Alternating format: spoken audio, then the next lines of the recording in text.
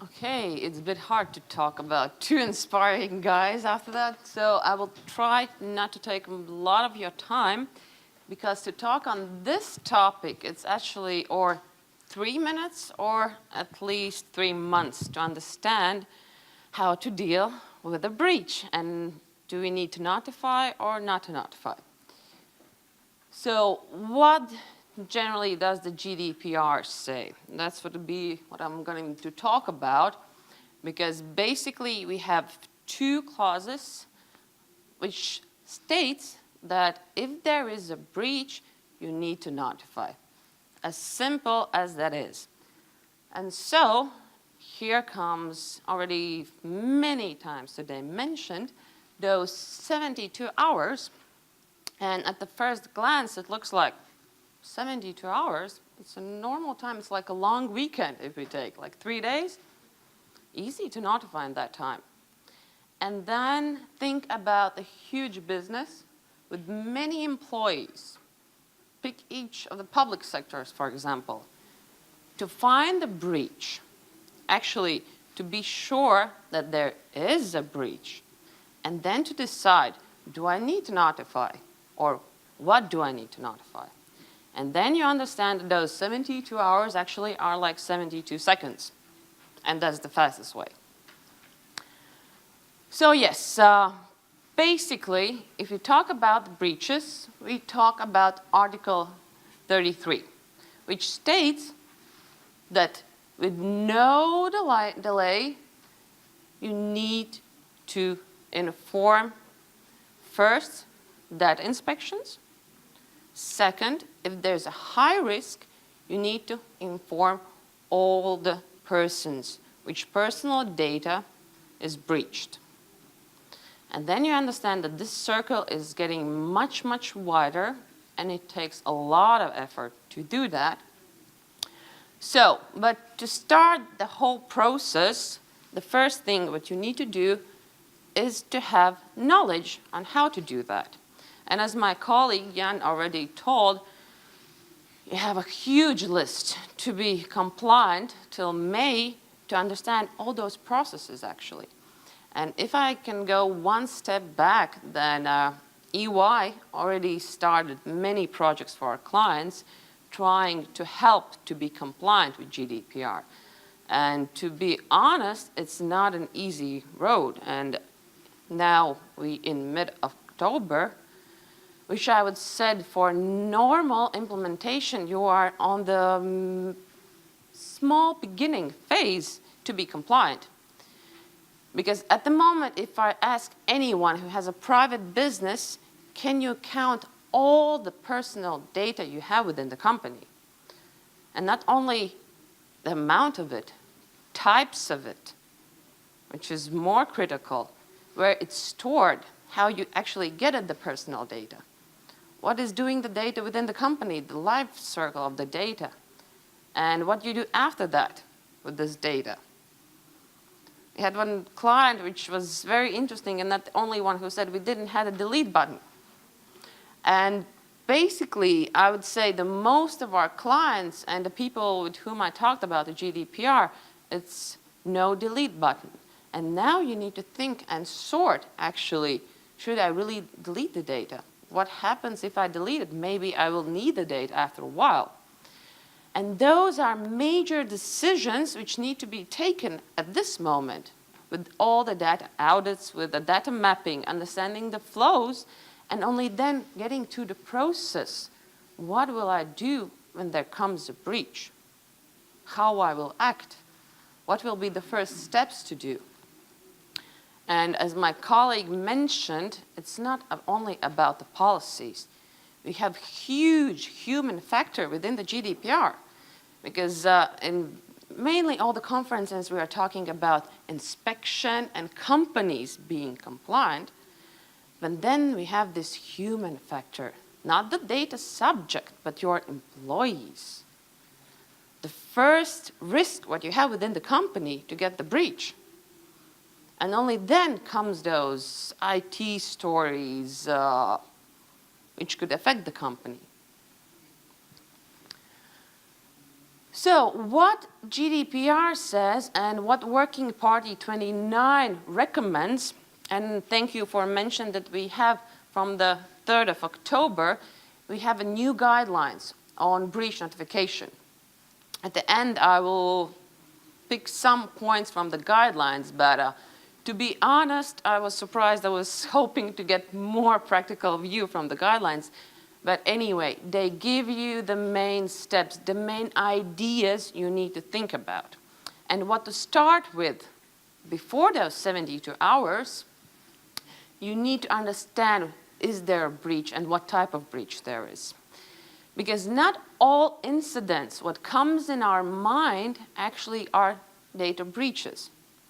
And if we talk with GDPR language, only personal data breach is the one that needs to be reported. Normal incidents will not be the breaches. And if you are sure that there is a personal data breach, then you need to categorize those breaches. And you have 3 main categories. They are recommended by Working Party 29, but actually you can make more divided categories to them. It's by the basic effects what you can have on them.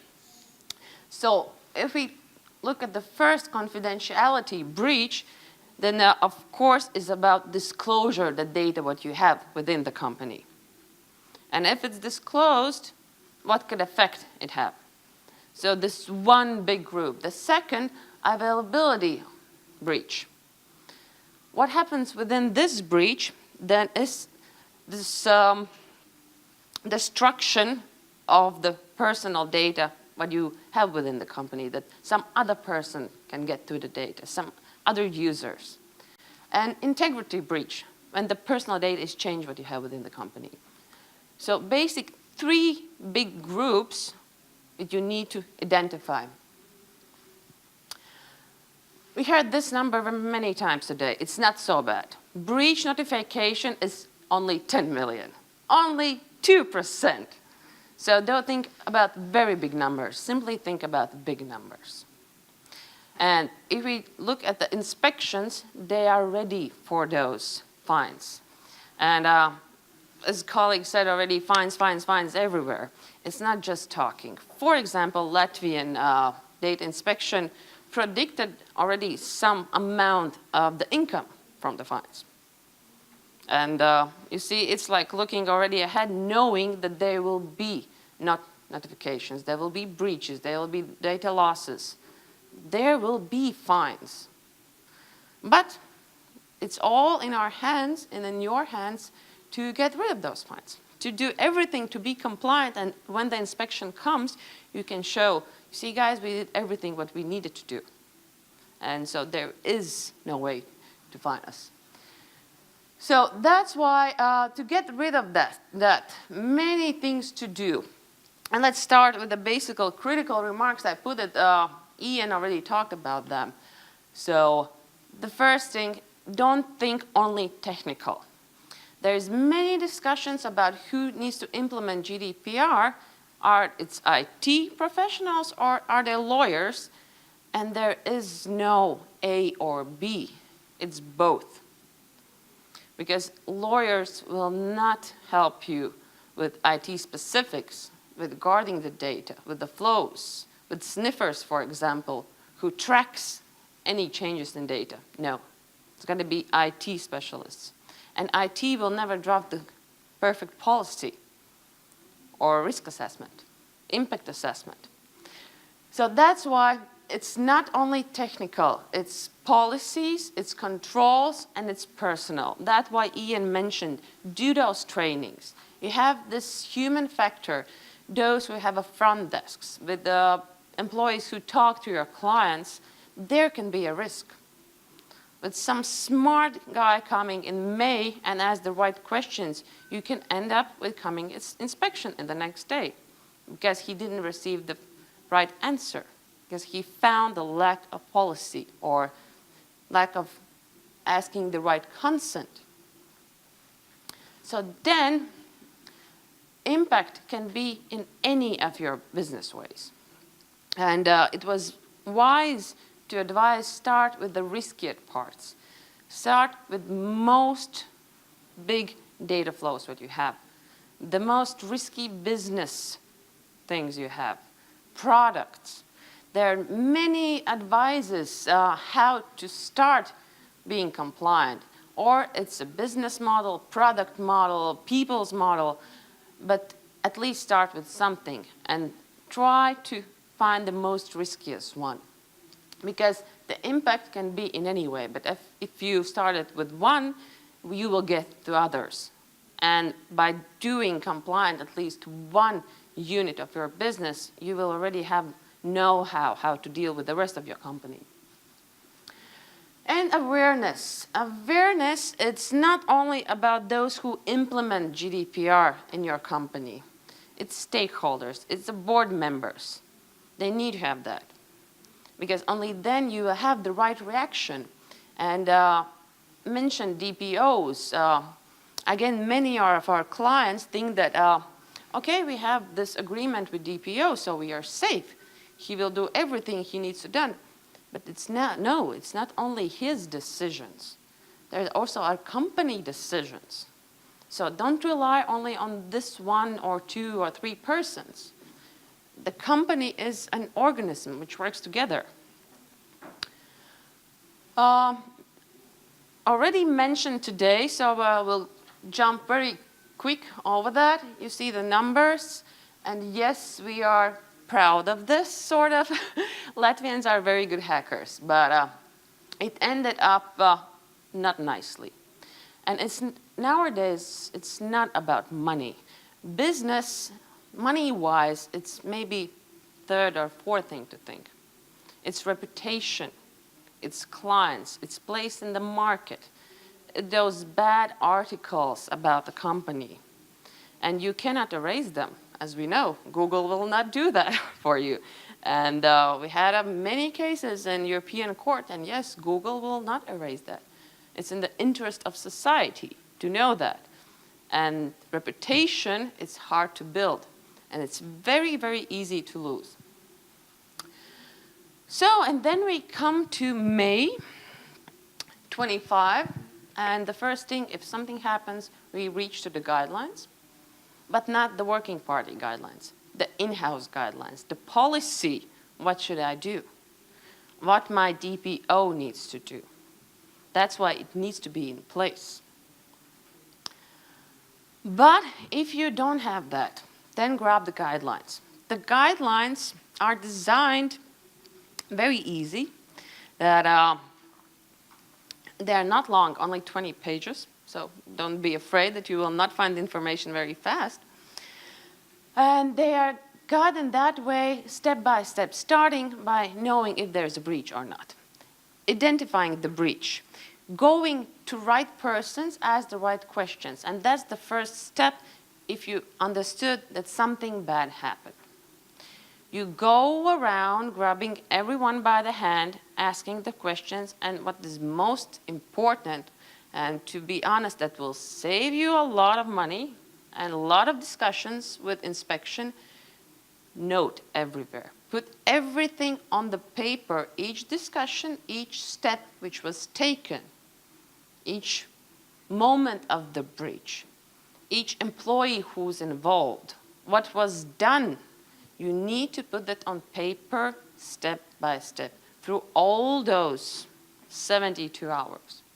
Because after that, it will be a provement to inspection. What have you done to get rid of the breach, to minimize the risk, to save the personal data, that actually the persons will not be affected in a bad way.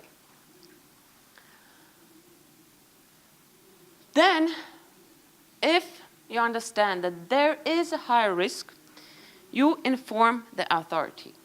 And then there's a huge question within the GDPR which doesn't give an answer till 3rd of October. Because the notifying is a duty of data controller. But we have so many data processors. You cannot have a business without the data processors. You have all those connections, agreements, sending data, helping each other. within the one company, within the groups. The chain in Europe is amazing regarding to processors. And there was no word about what the processors need to do, who they are notifying. Are they notifying at all? What happens in that situation? And so the Working Party 29 stated very clearly that processor immediately needs to notify controller, and then he goes to inspection if it's necessary. And then one more interesting thing which came up with the guidelines, that actually within those relationships, there can be moments, but they need to be stated in a written way, that processor can be the person who also notifies the inspection regarding the breach. And what it means, that not only understanding your personal data flows within the company, policies, codes of conduct, all this paperwork, it also comes to understanding relationship with those who are processors for your controlled data. Do you have those clauses within the agreements or no? Do you have understanding mutual agreements, for example? What's happened if there's a breach on data? So that's again one huge area which needs to be revised till May. Then, if still you decide to notify authority, guidelines state very clearly what this notification needs to comply with. And it's a lot of information. That's why going through the breach, documenting everything, it's necessary. Because in the report, you need to describe all the nature of the breach.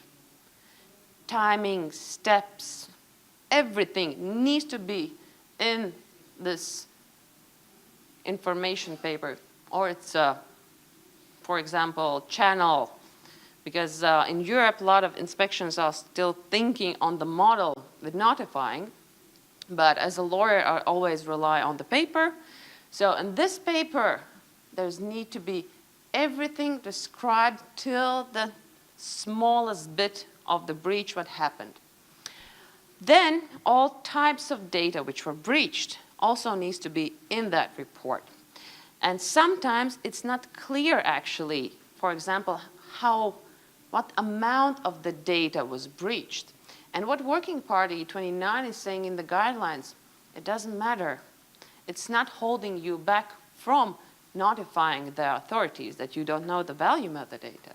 Still, there's need to be information right away, and then after 1, 2, 3 days, when you understand actually the amount of data, you can still go to authority and say, yes, now we are sure, now we understand, but you already have notified. So, good, plus 10 million to the company, not minus. Then, how was the communication within the company?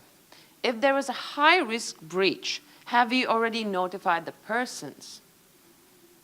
Again, tricky part. How to do that? Do we need to do that? And of course, all the measures which were taken to get rid of this breach. So at the end, we end up not with 1 or 2 sentences. We end with a huge report to data inspection. And that is all on the shoulders of DPOs? I would say no. It's the shoulders of many persons within the company who are responsible to see those breaches and who are responsible to act in the moment of breach. That's why you need to have a policy within the company and system knowing what's going to happen. And then Article 34, this communication with the persons, which a lot of people think that's the most scary part, that actually I need to go to each of the individual, to each subject and say, you know, your data was breached. We have a huge problem now. So, Working Party 29 also in the guidelines gives the minimum what you need to say to the persons, if you are available actually to reach the persons. And that's the minimum. Nature of breach, without explicit explanation how it's to the inspection. All the information about the data protection officer, because that will be the person who will keep the connection within the subjects who are informed, who will help them, who will explain them what to do and how to act. Consequences, and that's the trickiest part. Because even with notifying for inspection, working party recommends within the guidelines that you already can evaluate the consequences. That's why you have this impact assessment, you have a risk assessment, knowing what can be the consequences for the person if you lose the data or someone steals the data. And here, by informing the person, you already need to know those consequences. And it's important for the person, because knowing the consequences, person knows how to act. The easiest way, changing a password. There could be more riskiest ways or losses for the person. Within, for example, if it's a medical data and you need to be healed right away and there's no more the data. So the losses can cost even a life for a person. And measures everything, mostly what the person can do to protect herself. And it's good that with impact assessment, knowing the risks, knowing the consequences, you already have ideas what needs to be done. Because when you will need to report that, you will be so affected that will nothing come up to your mind. That's why it's good to be prepared. And at the end, the main factors which Working Party 29 recommends to take in mind and have like a checklist at the company or DPO's office. When something happens, the first thing that you do, evaluate the breach. If it's a high risk, then you get further steps. If it's a very low risk and not affecting a person, you take general notes addressing persons within the company, getting rid of the consequences by not informing authority, because this doesn't have a huge effect on the person. If it's a high-risk breach and you're 100% sure you need to notify inspection or the person, you need to evaluate each piece of data which was breached, group them. That's another good point from Working Party guidelines. Group persons who were breached, for example, already mentioned children data, employees, disabilities for the persons, group the data, because those sensitive groups will be initial by informing.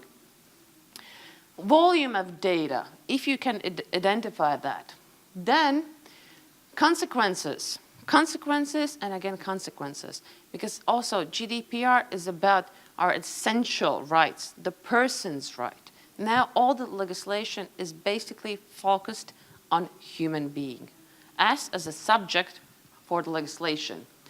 Then characteristics of data controllers. That will help you to understand in what position are you at the moment.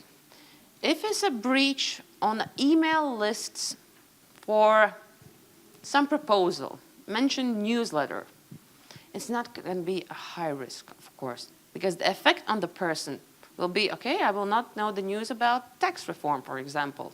So, no big problem on that.